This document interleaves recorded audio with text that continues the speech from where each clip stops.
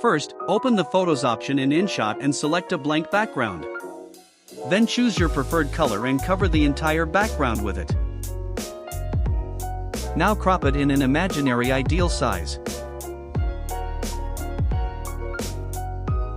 Save the colored image. Next, take two articles, one in black and one in white.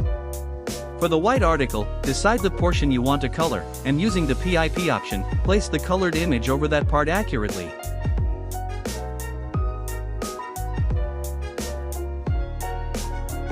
Then, from the Blend option, select Lighten.